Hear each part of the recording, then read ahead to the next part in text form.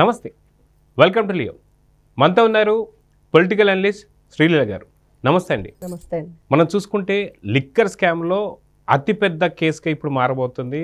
దాదాపు 3,000, 30,000, 90,000 లేదా 1,00,000 కోట్ల పైచిలుక అనేది అర్థం కాని పరిస్థితి. అయితే ఈ యొక్క స్కామ్ తీసి పక్కన పెడితే ఈ స్కామ్కి సంబంధించి ఒక్కొక్కరుగా అరెస్ట్ అవుతూ వస్తున్నారు. అయితే ఇప్పుడు అసలు విలన్లు బయటపడ్డారని చెప్పి అంటున్నారు. ఎవరా విలన్లు అంటే మనకు వైఎస్ వివేకానంద రెడ్డి గారికి హత్య కేసు కూడా ఇప్పుడు బయటపడబోతుంది. దీనికి సంబంధించిన సూత్రధారులు పాతదారులే దీంట్లో కూడా ఉన్నారని చెప్పేసి అనిపిస్తుంది. మొత్తానికి ఎవరు వారు ఏంటి ఈ కథ అంటే ఏం చెప్తారు?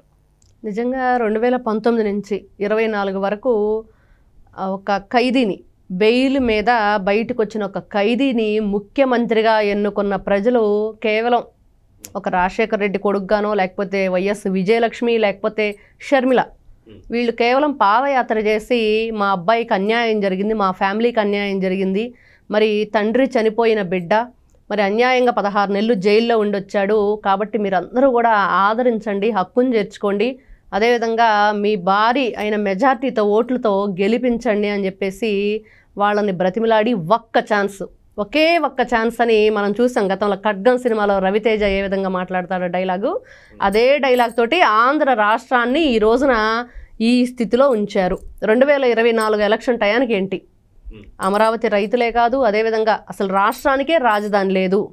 మరి రాష్ట్రానికే రాజధాని లేదు అనుకున్నప్పుడు ఆ రాష్ట్రం ఎలా ఉండిద్ది, మరి ఆ ముఖ్యమంత్రి పరిపాలన ఎలా కొనసాగిందంటే మరి మిగతావన్నీ కూడా ఎలా ఉన్నవన్నీ కూడా చిల్లర దొంగతనాలు అన్నట్లుంటే ఇది మాత్రం ఒక పెద్ద భారీ మద్యం కుంభకోణం. దీంట్లో 1,000 కోట్ల రూపాయలని 100 కోట్ల రూపాయలని కాదు అంతకు మించే ఉంది. బంగారు బిస్కెట్లు అంటారా లేకపోతే ఒక పెద్ద నిధులే ఏర్పరచుకున్నారు వీళ్ళు ఇదంతా కూడా అని చెప్పేసి వినిపిస్తున్న విషయం. ఇక్కడ ముఖ్యంగా ఇన్ని రోజుల నుంచి మనం ఒక అంటే సినిమా అనుకోవాలో సీరియల్ అనుకోవాలో కూడా అర్థం కానట్లుగా ఎపిసోడ్లుగా నడుస్తుంది. కొత్తవన్నీ కూడా మనకు కనిపిస్తూ ఉన్నాయి, కొత్త పేర్లు వినిపిస్తూ ఉన్నాయి. అసలు ఎంత అంటే ఒక ట్రాజడీ లాగా ఉంది ఇదంతా.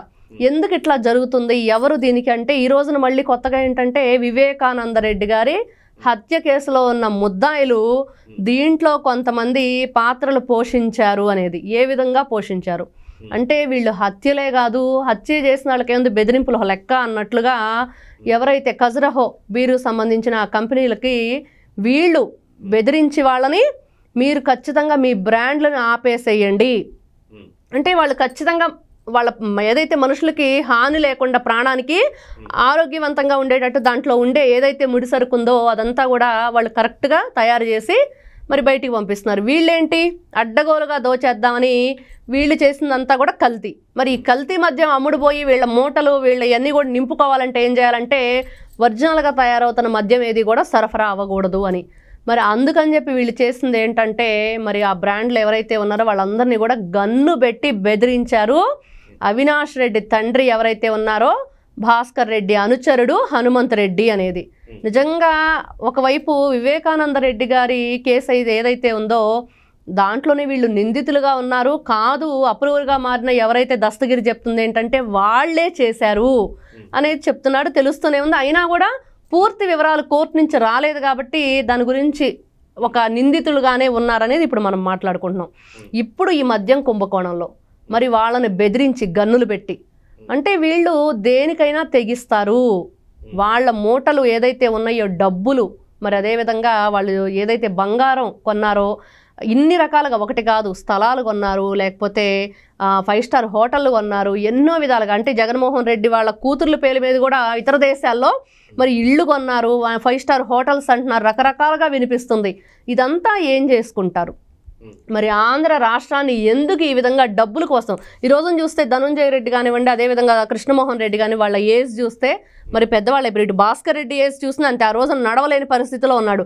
మరి ఆరోగ్యం బాగాలేదన్న పేరుతోనే ఆ రోజున అతను పోలీసుల నుంచి తప్పించుకొని బయటకు వచ్చాడు.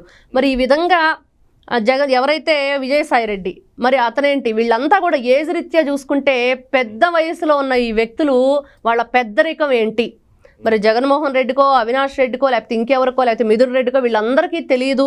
సరే వాళ్ళకి పరిపాలన తెలియదు, లేకపోతే వాళ్ళకి దోచుకోవటం తెలియదు, మరి ఈ విధంగా దాచుకోవటం తెలియదు కాబట్టి మా పెద్దరికంతో మేము దోచుకోవటం ఎలా, దాచుకోవటం ఎలా, మా అనుభవం ఏంటి, మేము దీంట్లో ఎలా ఎక్స్పీరియన్స్ అయ్యి వచ్చాము, ఎన్ని విధాలుగా అంటే దొడ్డుదారులు అడ్డదారులు విన్నాం కానీ ఈ దోపిడీదారులు అంటే ఎన్ని విధాలుగా దోచుకోవచ్చు అనే ఈ దోపిడీదారులను కనిపెట్టిన వీళ్ళ వయసులోనే పెద్దవాళ్ళు కానీ వీళ్ళ చేసిన పనుల్లో అంతకంటే పెద్దవాళ్ళు అనిపించే విధంగా ఒక్కొక్కరు స్టోరీ ఈ రోజున వింటంటే బాబోయ్ ఇంత భయంకరంగా ఉందా వీళ్ళ స్టోరీ, ఇంత క్రిమినల్సా వీళ్ళు అంటే వీళ్ళు చేసే దొంగ పనులే కాకుండా దొంగ ఏదైతే మద్యం తయారు చేసి ప్రజల జీవితాలతో ఆడుకోవటమే కాదు మరి మంచి మద్యం తయారు చేసే వాళ్ళని కూడా బెదిరించారు.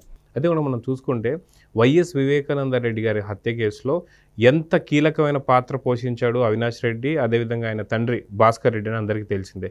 ఏదైతే చంపడానికి వచ్చినటువంటి ఒక వాళ్ళు అయితే ఉన్నారో గూగుల్ టేక్అవుట్ ద్వారా చంపే ముందు కావచ్చు, చంపిన తర్వాత కావచ్చు అవినాష్ రెడ్డి భాస్కర్ రెడ్డి ఇంట్లోనే తిరుగుతున్నారు, వీళ్ళ ఫోన్ కాల్స్ అక్కడి నుంచి వస్తున్నాయని చెప్పి ట్రేస్ చేయడం జరిగింది. అయితే ఇలాంటి నిందితులు అంటే వీళ్ళు అరెస్ట్ అయ్యి భాస్కర్ రెడ్డి జైల్లో ఉండి వచ్చిన అతను కావచ్చు, అదేవిధంగా అవినాష్ రెడ్డి తనకి బెయిల్ ఇప్పి అది చాలా టెక్నికల్గా అది ఎప్పుడు అరెస్ట్ అయ్యేదో తెలియదు, ఎప్పుడు విడుదల అయ్యేదో తెలియనట్టుగా సిబిఐ వాళ్ళని అరెస్ట్ చేసి ఎంతెంత ముడుపులు ఇచ్చింది అనేది పక్కన పెడితే ఇలాంటి వాళ్ళకి ఎందుకని బెయిల్ కోసం తిరుగుతున్నాడు జగన్ అంటే ఇలాంటి వేల కోట్లు దండి పెడతానికి మాత్రం వీళ్ళు పనికొస్తారనా, ఇలాంటి వాళ్ళని బెయిల్ తీసేసుకొని పక్కన పెట్టుకున్నారంటే ఏం చెప్తారు? ఇక్కడ ఒకటండి, ఫస్ట్ జగన్మోహన్ రెడ్డి గారు ఈ రోజున అరెస్ట్ అవ్వకుండానే ఎంతమంది ఎన్ని విధాలుగా గగ్గోలు పెడుతున్నారు, ఏదో జరగబోతుంది, ఏదో చేసేస్తున్నారు, కూటమి ప్రభుత్వం ప్రతీకార్యచర్య చేస్తుంది అంటే అందరినీ కూడా ఇబ్బంది గురి చేస్తుంది, జైలు పాలు చేస్తుంది, ఈ అరెస్టులన్నీ కూడా అక్రమంగా అన్యాయంగా జరుగుతున్నాయి, అసలు మేము ఏ పాపం ఎరుగము అంటే ఇక్కడ ప్రజల్లోకి ఏదైతే వీళ్ళు చేసిన దోపిడీ దొంగతనాలు ఇవన్నీ కూడా వెళ్లకుండా వీళ్ళ గగ్గోలతోటి అవి వినిపించకుండా చేస్తున్నారు.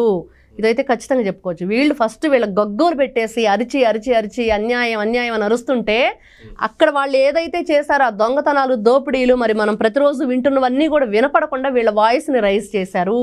మరి ఎందుకు వీళ్ళ బెయిల్కి వీళ్ళు జైళ్ళకి వెళ్ళిన దానికి జగన్మోహన్ రెడ్డి గారు రక్షణగా ఉంటూ అదేవిధంగా వాళ్ళని ఏ విధంగా రక్షించాలి? ఇప్పుడు చూసి ఐఫోన్ కొన్నారు, మరి ఎందుకు ఐఫోన్ కొని ఏం మాట్లాడుతున్నారంటే నెక్స్ట్ ఎవరు అరెస్ట్ కాపోతున్నారు, మరి అరెస్ట్ అయిన వాళ్ళని ఏ విధంగా మనం రక్షించుకోవాలి, మరి ఎన్ని రకాల అడ్డదారులు ఉన్నాయి, ఇప్పుడు దోచేయడానికి ఎన్ని అడ్డదారులు ఉన్నాయో ఆ దోచేసిన సొమ్మును దాచుకోవడానికి ఎన్ని అడ్డదారులు వెతుకుతున్నాం, అదేవిధంగా ఈ అడ్డదారులు తొక్కించాం మనమే కాబట్టి వాళ్ళను కూడా కాపాడుకోవాలి, ఎందుకంటే వాళ్ళని కాపాడుకోవాలి ఆ నెక్స్ట్ టార్గెట్ నా మీదే ఉండిద్ది అనేది జగన్మోహన్ రెడ్డి గారు అభిప్రాయం, ఆయన ఆలోచన.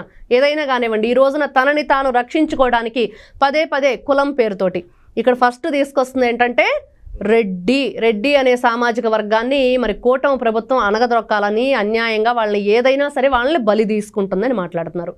ఎందుకు ఈ విధంగా మాట్లాడుతున్నారు? మరి వీళ్ళు అధికారంలో ఉన్నప్పుడు మరి కోటం శ్రీధర్ రెడ్డి గారు మరి దాంట్లోంచే బయటకు వచ్చారు, అదేవిధంగా ఆనం రామనారాయణ రెడ్డి గారు ఆయన దానిలోంచే బయటకు వచ్చారు, మరి విజయసాయి రెడ్డి మరి రాజ్యసభ సభ్యత్వానికి మరి పార్టీకి కూడా రాజీనామా చేసి అంటే అతనే అసలు ఆత్మ అంటే ఒక షాడో సీఎంగా ఉన్న వ్యక్తి ఈ రోజున బయటకు వచ్చేసాడంటే ముఖ్యంగా వాళ్ళు బయటకు రావటమే కాదు ఈ రోజున ఇంత భయంకరమైన ఈ కేసుల్లో ఇరుక్కుంది ఎవరు? జగన్మోహన్ రెడ్డి గారు ఎవరిని ఇరికించారు?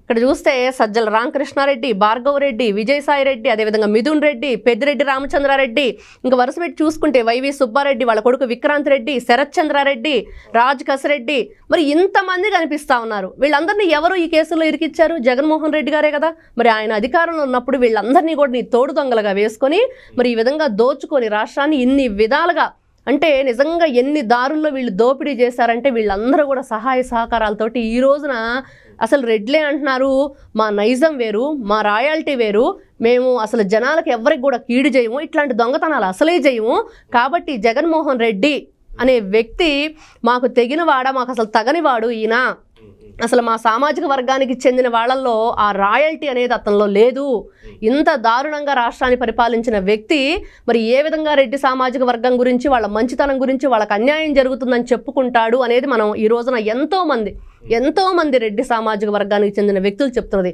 అదేవిధంగా రజనీ మాట్లాడినప్పుడు కూడా విడుదల రజనీ నేను ఒక బీసీ సామాజిక వర్గానికని ఆ రోజు కూడా బీసీలు ఎవరైతే ఉన్నారో మనం ఎన్నో కామెంట్స్ చూస్తున్నాం, దాంట్లో వాళ్ళు ఒకటే చెప్తున్నారు. అదేవిధంగా మనం వాళ్ళ నియోజకవర్గంలోకి వెళ్ళినప్పుడు ఏదన్నా మాట్లాడినప్పుడు కూడా ఇప్పుడు ఆవిడ పురుషోత్తం పట్నం అంటుంది, వాళ్ళు ఏమంటున్నారు అసలు ఆవిడ ఏం చేసింది బీసీలకి, అంటే అరెస్ట్ చేయడానికి వచ్చినప్పుడు మాత్రమే వీళ్ళ కులాలు గుర్తొస్తున్నాయా? ఎందుకు కులం కార్డును ఉపయోగిస్తున్నారు? మరి బీసీ సామాజిక వర్గానికి మరి అక్కడ చూస్తే బాపట్లలో ఆ రోజున ఎవరైతే అమర్నాథ్ గౌడ్ అని అక్రమంగా పెట్రోల్ పోసి సజీవ దహనం చేసినప్పుడు మరి విడుదల రజనీ గారు ఏం చేశారు? ఈ రోజున ఒక బీసీ సామాజిక వర్గానికి చెందిన మహిళ అని చెప్తున్నారు. మరి ఆ రోజు బీసీ సామాజిక వర్గానికి చెందిన అబ్బాయికి అన్యాయం జరిగితే ఏం చేశారు? మరి గులకరాయి కేసులో మరి సతీష్ ఎవరైతే ఆ అబ్బాయి కూడా బీసీ సామాజిక వర్గానికి చెందిన ఒక వడ్డెర జాతికి చెందిన అబ్బాయి. మరి ఆ అబ్బాయికి అన్యాయం జరిగినప్పుడు ఏం చేశారు ఈ బీసీ సామాజిక వర్గానికి చెందిన మహిళ?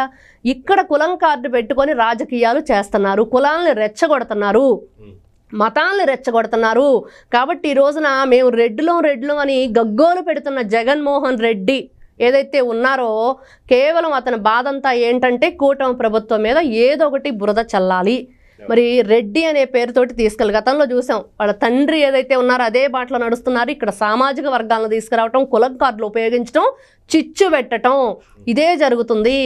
కానీ ఈ రోజున రెడ్లు ఎవరైతే ఉన్నారో మనం చూసాం కూటమి ప్రభుత్వంలో ఎంతమంది ఇప్పుడు ఎన్ని పదవుల్లో ఉండి ఎంత హుందాగా ఉన్నారు.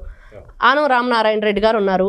మరి ఈ రోజున కూటమి ప్రభుత్వంలో ఆయన ఏదైతే దేవాలయ శాఖకి సంబంధించి ఆయన చేస్తున్నారు. మరి ఎవరైతే కోటమిరెడ్డి శ్రీధర్ రెడ్డి ఆయన కూడా ఎమ్మెల్యేగా గెలిచారు, చక్కగా ఆయన పని ఆయన చేసుకుంటున్నారు. ఇన్ని విధాలుగా రెడ్లని ఆదరిస్తూ మరి అదేవిధంగా ఎక్కడ కూడా రెడ్డి సామాజిక వర్గం లేకపోతే కమ్మ లేకపోతే కాపు ఇట్లాంటివన్నీ కూడా తీసుకురాకుండా అందరూ కూడా సమానమే, ఇక్కడ రాష్ట్రాన్ని బాగు చేసుకోవాలి, రాజధానిని ఏర్పరచుకోవాలి, యువతకి ఉద్యోగాలను తెచ్చుకోవాలి, ఇది కదా కావాలి రాష్ట్రానికి. సామాజిక వర్గాలను తెస్తే ఈ రోజున జగన్మోహన్ రెడ్డి గారు ఏదైతే తప్పులు చేశారో ఆ తప్పుల్ని బయటికి కప్పిపుచ్చుకోవటానికి మాత్రమే, బయటికి కనపడకుండా చేసుకోవటం కోసం మాత్రమే కేవలం సామాజిక వర్గాలను తీసుకొస్తున్నారు. లేకపోతే కులాల్ని మతాల్ని ఇంకా ఏదైనా సరే మత విద్వేషాలను రెచ్చగొట్టే విధంగా, లేకపోతే నెక్స్ట్ మొన్న చూసాం ఏదైతే అతను పాస్టర్ ప్రవీణ్ మరణాన్ని కానివ్వండి, ఇంకోటి కానివ్వండి వాళ్ళు దాంట్లో రాజకీయాలను వెతుకుతున్నారు. చివరికి మరి అమరవీరు ఎవరైతే ఉన్నారో అగ్నివీరు మురళీ నాయక్ విషయంలో కూడా వీళ్ళు అక్కడ కూడా ఏదో చేద్దామని చెప్పేసి సీఎం అనో లేకపోతే జై జగన్ అనో ఆయన నినాదాలు చేయించుకున్నారు. కానీ అంటే దేశాని మీద ప్రేమ లేదు, రాష్ట్రం మీద ప్రేమ లేదు, అంటే కన్న తల్లిని ప్రేమించిన వాడు, తోడబుట్టిన చెల్లెల్ని ప్రేమించిన వాడు, కేవలం డబ్బును మాత్రమే ప్రేమించేవాడు, ఇంకెవరిని కూడా నమ్మడు. మరి ఎవరి మీద కూడా ఆయన అనురాగం కానీ ఆప్యాయతలు కానీ ప్రేమ కానీ లేకపోతే అభివృద్ధి చెందాలనే ఆలోచన కానీ ఉండదు అనేది ఈ రోజున ప్రజలందరూ కూడా అర్థమైంది. కాబట్టి జగన్మోహన్ రెడ్డి గారిని 11కు పరిమితం చేసి పక్కన కూర్చోబెట్టారు. అయితే మనం చూసుకుంటే లిక్కర్ క్యామ్లో ఇప్పుడు మనకి అవినాష్ రెడ్డి, భాస్కర్ రెడ్డి కనిపిస్తున్నాడు. అదేవిధంగా చూసుకుంటే వైఎస్ వివేకానంద రెడ్డి గారి యొక్క కేసులో కూడా అవినాష్ రెడ్డి అండ్ భాస్కర్ రెడ్డి కనిపిస్తున్నాడు. అయితే ఖచ్చితంగా ఈ దెబ్బతో మాత్రం 2 పిట్టలు పడబోతున్నాయి. ఈ దెబ్బతో అవినాష్ రెడ్డి అరెస్ట్ అయితే ఇటు లిక్కర్ స్కామ్తో పాటు అటు వైఎస్ వివేకానంద రెడ్డి గారి హత్య కేసు కూడా వీడిపోతుందని చెప్పేసి అంటున్నారు. సో ఖచ్చితంగా ఒక దెబ్బకి 2 పిట్టలు అనుకోవచ్చు అంటారా? ఖచ్చితంగా అనుకోవచ్చు. ఎందుకంటే మొన్నటి వరకు కూడా మనం ఎంతసేపటికి రాజకేశ్ రెడ్డో లేకపోతే మిథున్ రెడ్డి వీళ్ళ చుట్టూనే, సజ్జల శ్రీధర్ రెడ్డి అతనైతే ఇంకా పాపం నా కంపెనీని వాడుకొని వీళ్ళు నన్ను అన్యాయం చేసేశారు, నాకు అప్పు ఇప్పించినట్లు ఇప్పించి దాంట్లో 50% మిథున్ రెడ్డి కమిషన్ కొట్టేశాడు, ఇదంతా చూస్తుంటే నేను ఒక గందరగోళంలో పడిపోయాను, చివరికి అరెస్ట్ అయిపోయి నా పరువు పోయింది అన్న పరిస్థితిలో అతను ఉన్నాడు. మరి ఈ విధంగా చూసుకుంటే ఇటు ఎవరైతే సునీతమ్మ ఏదైతే కోరుకుంటుందో వైఎస్ సునీత ఏమనంటే ఎవరైతే అవినాష్ రెడ్డి ఉన్నాడో అతనిది ముందస్తు బెయిల్ రద్దు చేయండి, అందరికి కూడా ప్రాణహానే కాదు వీళ్ళు మరి ఎవరైతే సాక్షులను కూడా చంపేశారు అనుమానాస్పద మృతులు ఇంకా తారుమారు చేసే అవకాశాలు ఇవన్నీ ఉంటున్నాయి అని ఎన్నో విధాలుగా మనం వింటున్న ఆరోపణలు ఏవైతే ఉన్నాయో మరి ఇప్పుడు రెండోసారి మళ్ళీ ఇట్లాంటి ఆరోపణలు వచ్చినప్పుడు ఖచ్చితంగా ఇట్లాంటి వ్యక్తులకి బెయిల్ ఉండకూడదు. మరి ఖచ్చితంగా ప్రజల ఆలోచన ఏదైతే ఉందో దానికి న్యాయం జరిగిద్దని, మరి వీళ్ళు దాచుకున్న దానికి ఏదైనా సరే తిరిగి ఇచ్చేయాలి అనే శ్రీమంతుల్లో ఏదైతే మహేష్ బాబు గారి డైలాగ్ ఉందో అలాగా ఖచ్చితంగా వీళ్ళ దగ్గర నుంచి తీసేసుకోపోతే రాష్ట్రం ఈ రోజున ప్రజలందరూ కూడా కోరుకుంటున్న దానికి మరి న్యాయం ఉండదు అనేది మనకు తెలుస్తుంది. మీరు అంటున్నట్లుగా ఒక్క దెబ్బకి 2 పిట్టలు ఖచ్చితంగా మనం అది వీళ్ళకి వర్తిస్తుంది. సో చూద్దామండి, ఖచ్చితంగా లిక్కర్ స్కామ్ కావచ్చు, అదేవిధంగా వైఎస్ వివేకానంద రెడ్డి హత్య కేసు కావచ్చు, 2 కూడా అతి తొందరలో తేలబోతున్నాయి అయితే అర్థమవుతుంది. సో అరెస్ట్ అయితే అవినాష్ రెడ్డి అన్నిటికీ ఏదైతే ఉన్నాయో బెయిల్ అన్ని రద్దు కాబోతున్నాయి. సో చూద్దాం జరగబోతుందా. నమస్తే. Please subscribe to Leo news for more videos.